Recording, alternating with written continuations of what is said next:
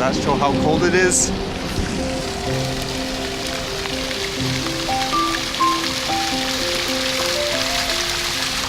That video yesterday, I was thinking with the eagles and stuff that I captured, it was kind of cool just being able to see more detail, like when I got home just to do the editing.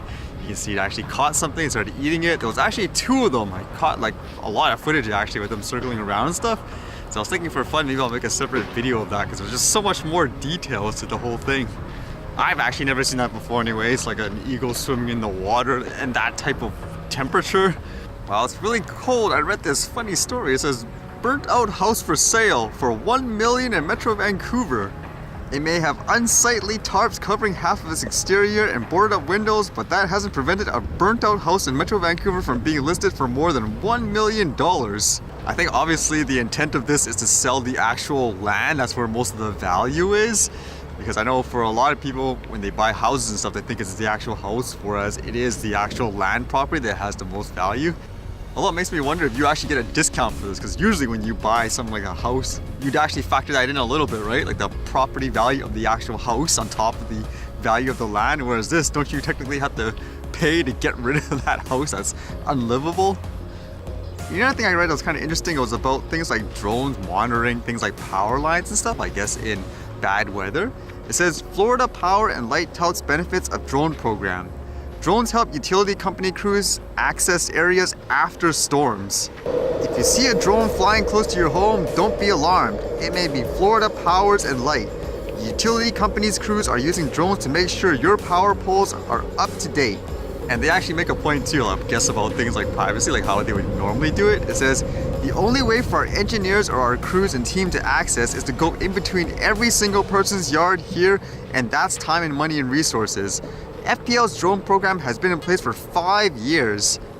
So I was just thinking of that, really, they've been doing this for 5 years? I mean, it says the drones flew more than 4,000 miles in Florida.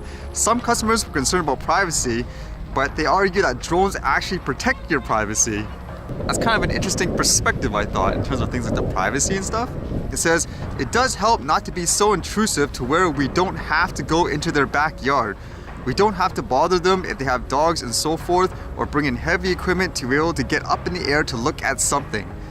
From the sounds of it, they basically just take the drone there, take pictures of the poles, and I guess they bring it back and then they assess the situation from there. But then if this thing is true, it's been going for about, what, 5 years it says? I always thought the hysteria only started like, what, maybe 3 years ago or maybe even more recent. So it's kind of interesting if it's been happening all this time, whereas I guess most people, they're just like, okay, whatever. Like they use the example of that big incident. It says, during Irma, we brought in over 70 drone pilots.